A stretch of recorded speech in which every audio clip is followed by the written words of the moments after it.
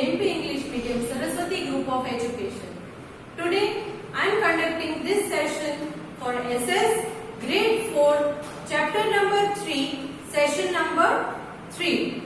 So now let me start with this session.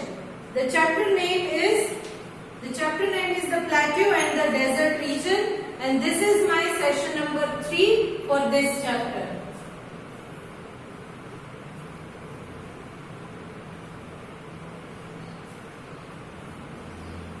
So kids, before I start with this chapter, let me recap the previous session. एक बार previous sessions में हमने जो पढ़ लिया है उसके बारे में एक recap ले लेते हैं. Just a quick recap. Okay, बहुत डिटेल में नहीं जाएंगे.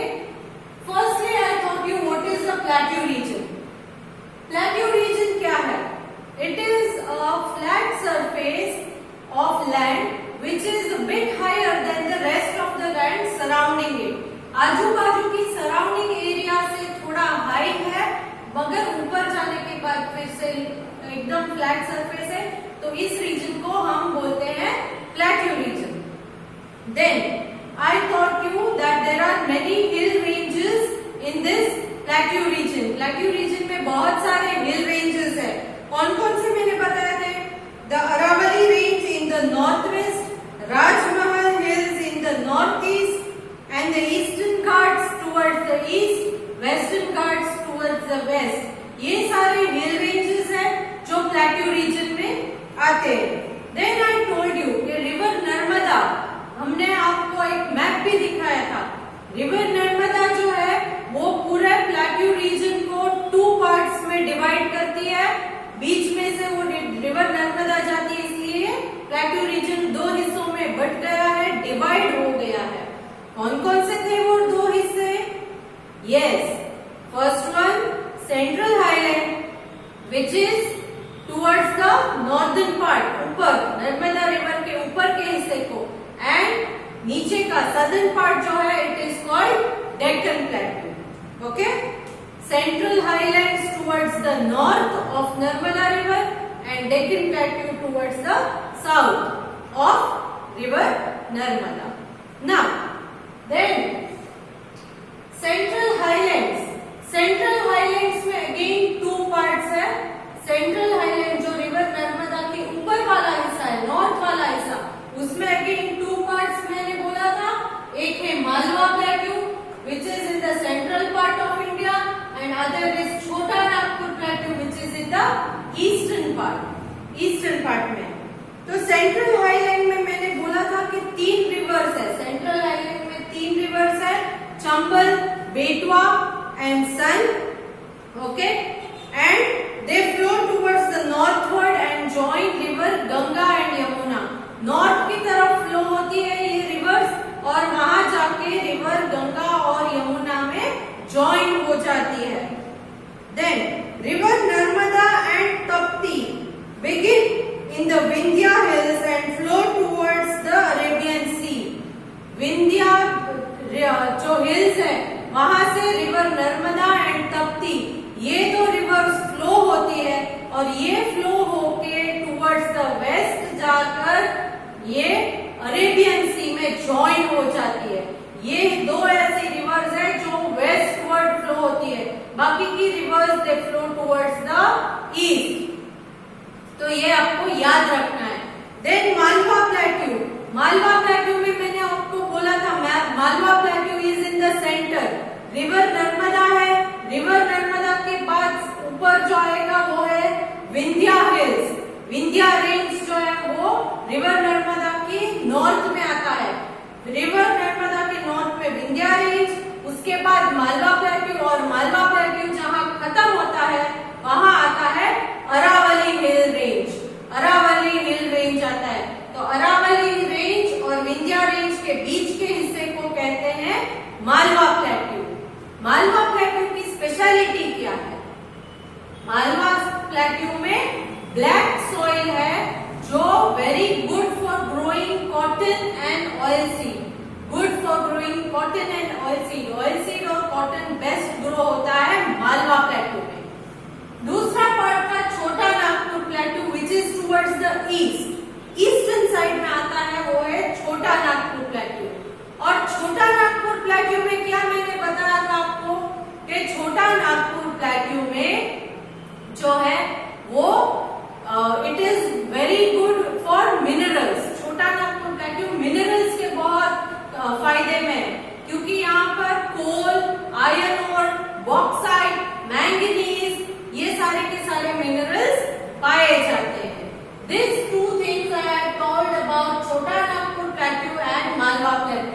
इन दो प्लेट्यू पे, and which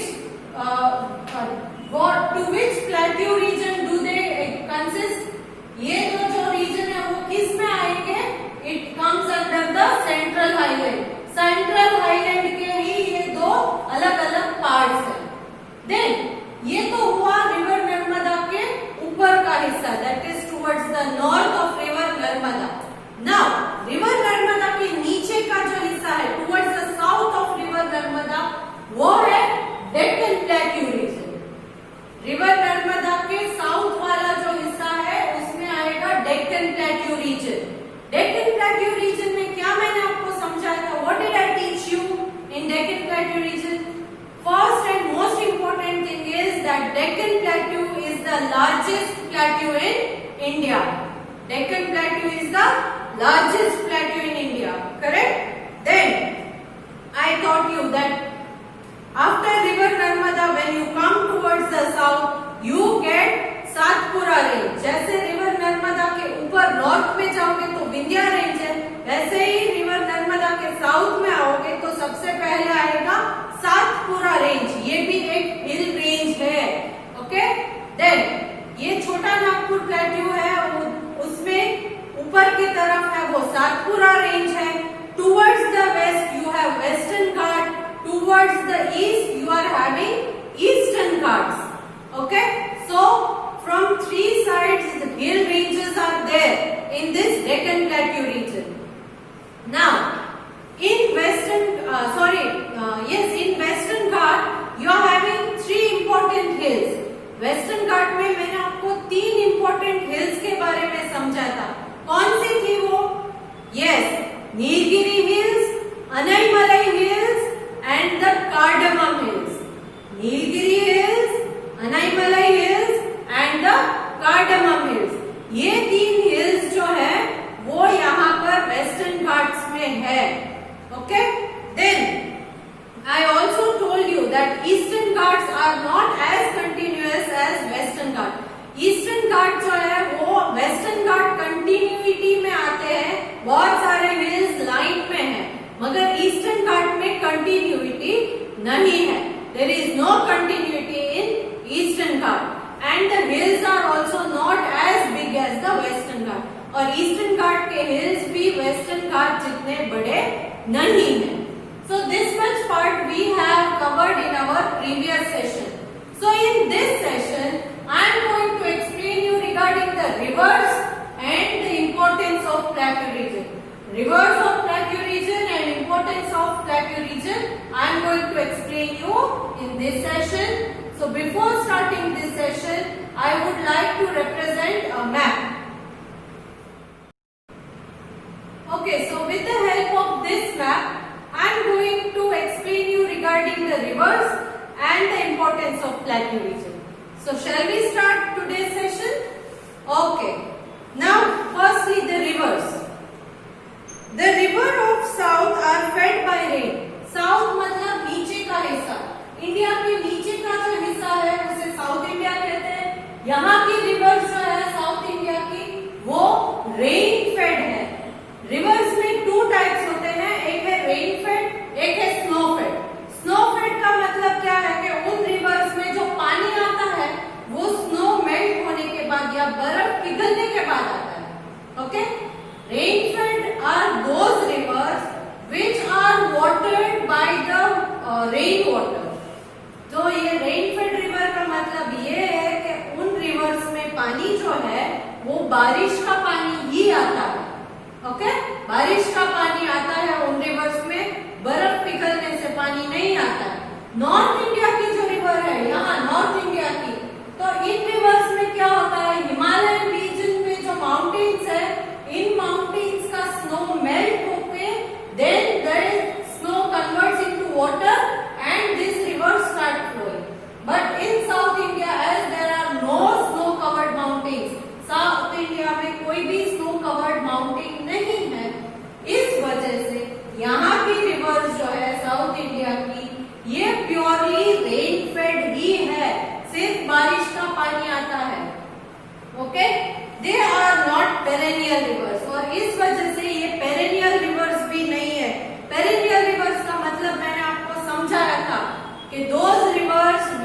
have water throughout the year.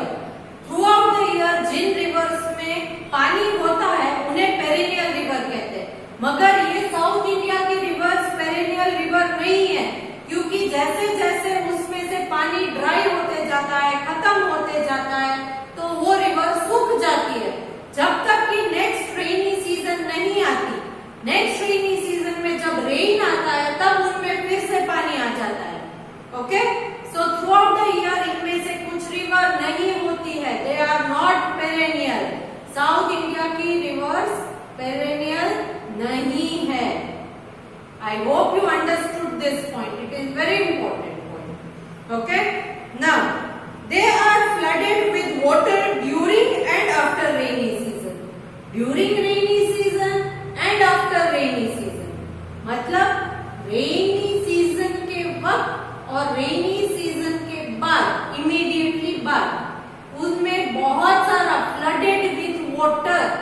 Flooded with water इसका मतलब है बहुत ज्यादा पानी आ जाता है। कभी कभी फ्लड का मतलब है पूर, फ्लड का मतलब है पूर, पूर आ जाता है। आपने सुना होगा साउथ इंडिया में बारिश भी बहुत ज्यादा होती है, इस वजह से फ्लड आना नेचुरल थिंग है। Flooding is very natural in this region. So during rainy season and after rainy season these rivers are flooded. Rainy season के वक्त और रेनी सीजन के बाद इन रिवर्स में बहुत सारा पानी आता है और ये फ्लड करती है। Next, most rivers such as Godavari, Mahanadi, Krishna and Kaveri rise in the west and flow into Bay of Bengal. Godavari, Krishna, Kaveri, Mahanadi ये रिवर्स ऐसी है जो इस तरफ वेस्ट की तरफ इनका जन्म स्थान है, यहाँ से वो स्टार्ट होती है, then they flow towards the east into Bay of Bengal.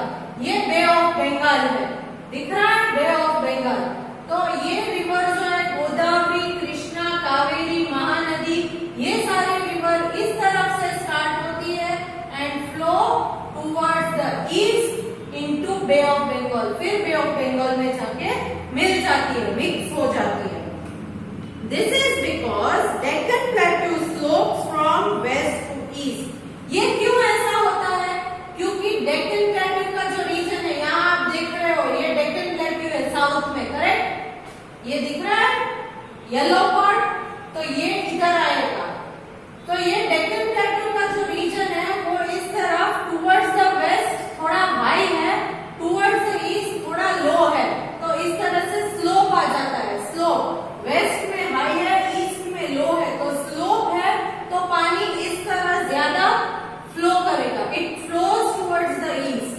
Why? Because the western part is a bit higher than the eastern part. Western part is bit higher than the eastern part. So the slope is from west to east. Slope is from west to east. So these rivers flow from west and goes towards east into Bay of Bengal.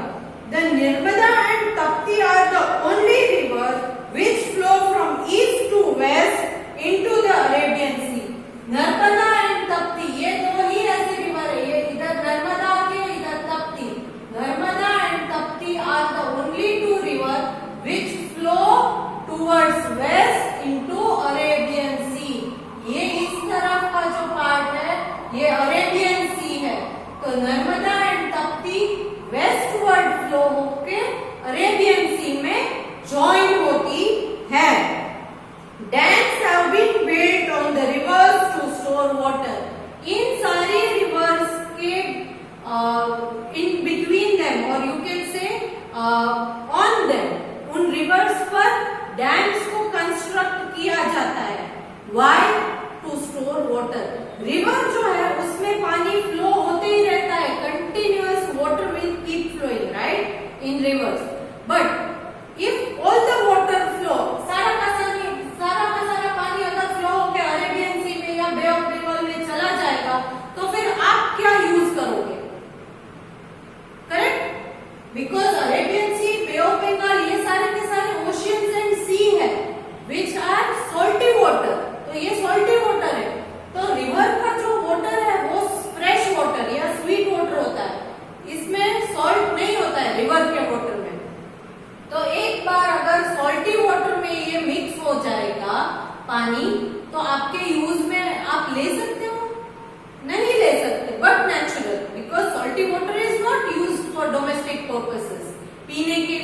खाना पकाने के लिए, washing clothes, cleaning, इन चीजों में salty water हम use नहीं करते हैं। So to check the water, इन वाटर को स्टोर करने के लिए उसके अक्रॉस, रिवर के अक्रॉस डैम कंस्ट्रक्ट करते हैं हम लोग। क्यों? क्योंकि पानी फ्लो होके आगे ना जा सके।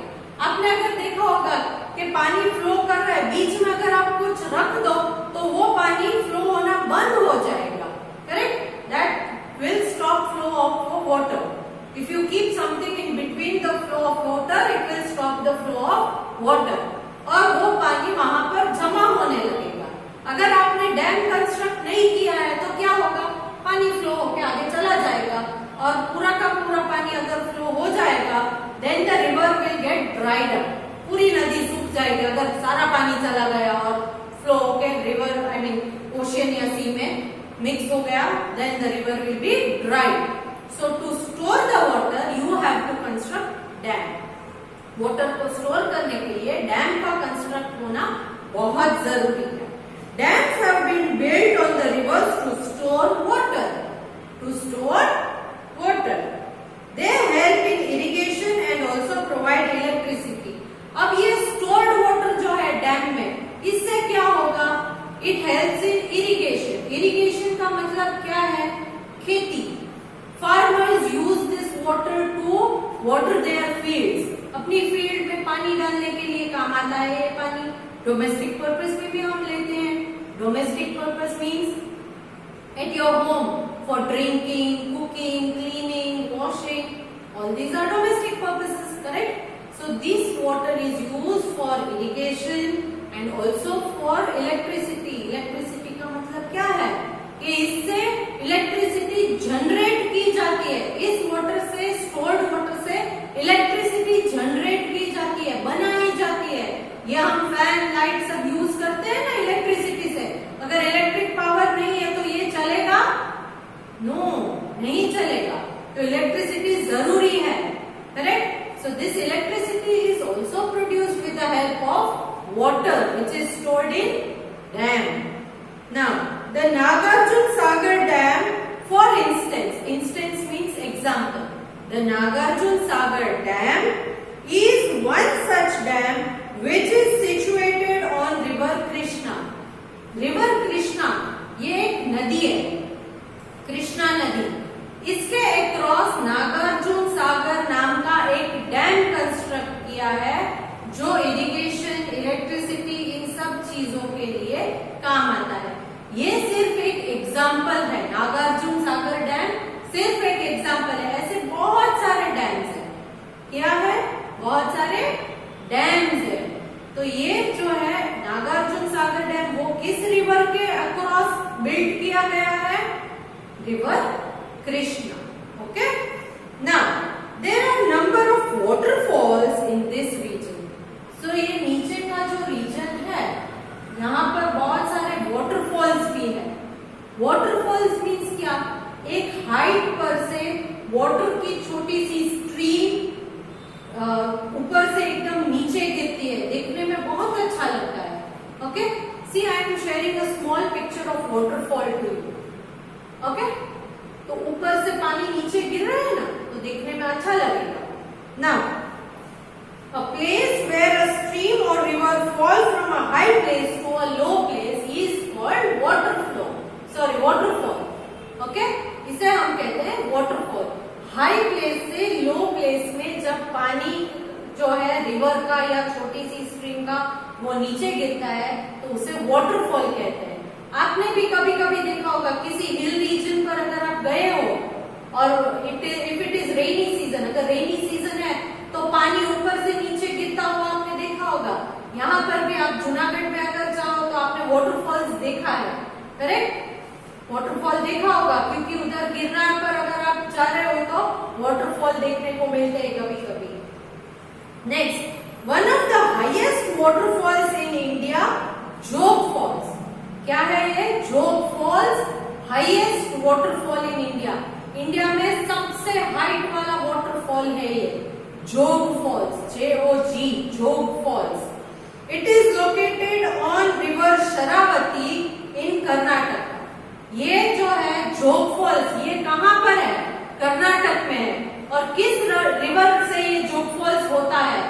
रिवर शरावती से। You have to remember these words kids. Jog falls जो है वो इंडियाज हाईएस्ट वाटरफॉल है। It is in river Sharavati. River Sharavati से ये जोग फॉल्स बनता है और ये किस जगह पर है? Karnataka. Okay, so this was the point which I wanted to discuss regarding the rivers of the plateau region. ये सारे के सारे पॉइंट्स मुझे डिस्कस करने थे रिवर्स के रिगार्डिंग, जो प्लेट्यू रीजन में रिवर्स फ्लो होती है उनके बारे में।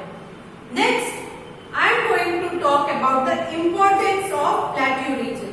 ये प्लेट्यू रीजन इंडिया के लिए इंपॉर्टेंट क्यों है?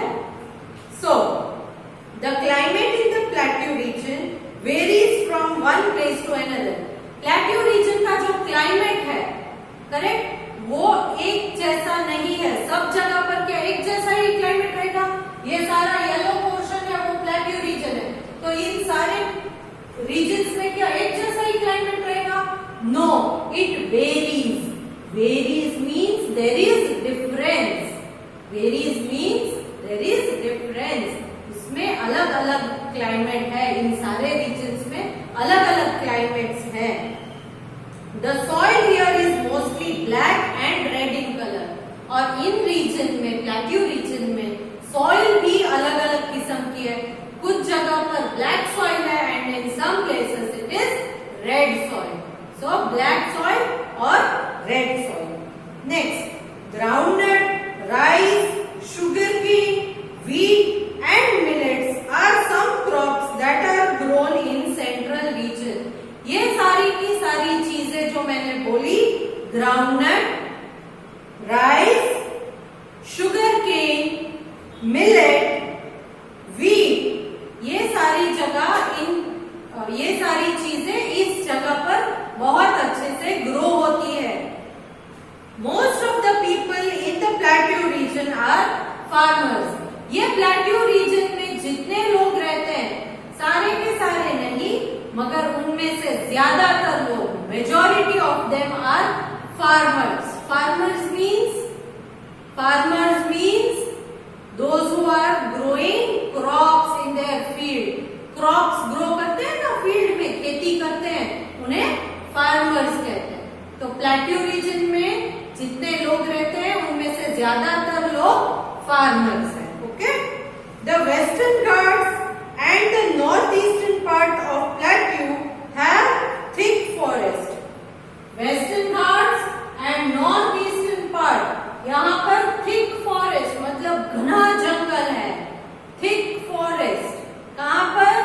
Western Ghats and northeastern part of plateau, यहाँ पर thick forest है मतलब घना जंगल है।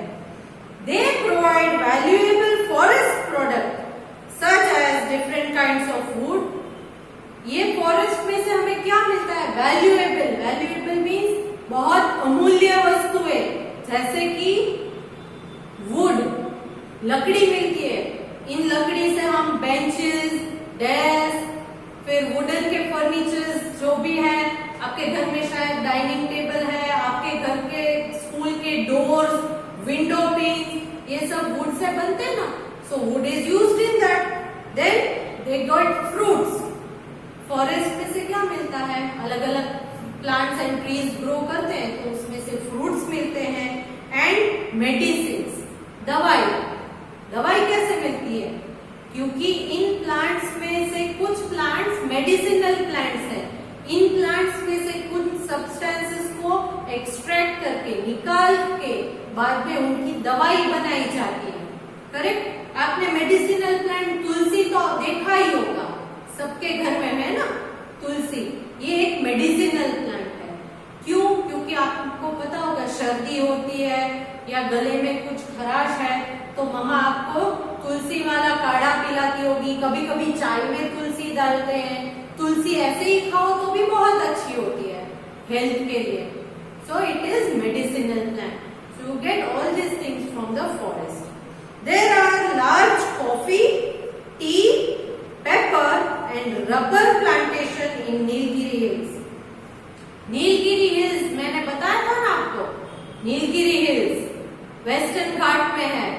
तो ये नीलगिरी हिल्स में यहाँ में कॉफी, कॉफी जो है आप पीते हो वो एक्चुअली कॉफी बीन्स जो कॉफी प्लांट में ग्रो होते हैं उसके बीज, उसके सीड जिसको हम कॉफी बीन्स बोलते हैं, उसका पाउडर करके कॉफी पाउडर बनता है जिसकी कॉफी आप पीते हो।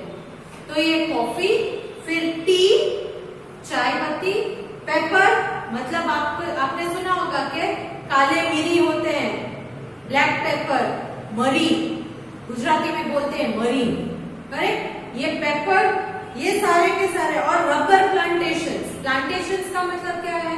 रबर के प्लांटेशंस का मतलब a large area of land where crops such as coffee, sugarcane, rubber ये सब ग्रो होते हैं ना, लार्ज एरिया, उसे प्लांटेशन कहते हैं। तो ये सारी चीजें यहाँ पर ग्रो होती है, कहाँ पर? नीलगिरी हिल्स में। कहाँ पर? Nilgiri hills. Next, many factories have come up in the plateau reason. बहुत सारी फैक्ट्रीज प्लेट्यू रीजन में है, अलग अलग चीजों की factory. As it is storehouse of minerals। क्यों? क्योंकि मैंने बोला था छोटा नागपुर प्लेट्यू जो है वहां पर अलग अलग मिनरल्स, मैंने बोला था कोल, आयरन और बॉक्साइट, मैंगनीज, ये सारे मिनरल्स है ना छोटा नागपुर प्लेट्यू में। तो इस वजह से मिनरल्स बहुत ज्यादा मिलते हैं, तो यहाँ पर फैक्ट्रीज मतलब कारखाने भी बहुत ज्यादा है। ओके, कौन कौन से मिनरल्स? आयरन और कोल, माइका, कॉपर, गोल्ड, ये सारे मिनरल्स प्लेट्यू रीजन में है, जिस वजह से प्लेट्यू रीजन में बहुत सारी फैक्ट्रीज भी हैं। Hyderabad, Nagpur, Bhopal, Indore, Bengaluru and Mysore are the important cities in this region. ये सारे इम्पोर्टेंट सिटीज है प्लेट्यू रीजन के। कौन कौन से? हैदराबाद, नागपुर, भोपाल, इंदौर, बेंगलुरु एंड मैसूर, ये सारे इंपॉर्टेंट सिटीज है प्लेट्यू रीजन के। So here I come to the end of the importance of plateau region. यहाँ पर इम्पोर्टेंस ऑफ प्लेट्यू रीजन खत्म होता है। So I hope you all have understood this session very clearly, because if you have not understood then it will be difficult for you to solve the worksheet which I am sending you through a PDF along with this session. But you already have the PDF of textbook, right? आपके पास textbook की PDF already है। तो I would like to suggest कि अगर आप ये worksheet solve करने से पहले एक बार उस टेक्स्टबुक की PDF में से चैप्टर को पढ़ लो, तो आसानी होगी वर्कशीट सॉल्व करने में। So I hope you go through the video once again, read the chapter through PDF and then solve the worksheet. Still if you are having any difficulty, discuss it with your parents और friends, and the last option is you can contact me and I will solve your doubt. So I am ending